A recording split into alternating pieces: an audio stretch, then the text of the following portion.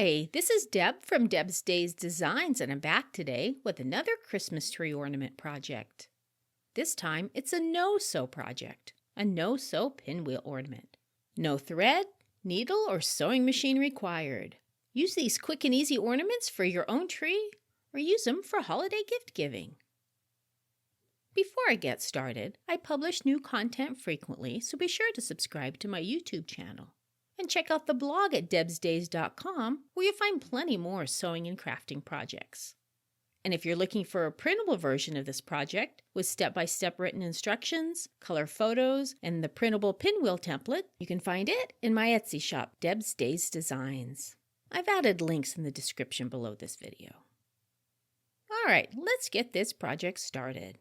You'll need a main fabric and a contrasting fabric, a piece of paper-backed fusible web like heat and bond, a ribbon for hanging, a button and hot glue, marking pencil and an iron, and scissors or a rotary cutter or pinking shears, and of course the printable pinwheel template. First, place a piece of fabric with the wrong side facing up. Center the fusible web on top with the adhesive side facing down. Following the manufacturer's instructions, fuse it to the fabric. Let it cool and peel off the paper. Place the other piece of fabric on top of the heat and bond piece with the wrong side of the fabric facing it and fuse those pieces together.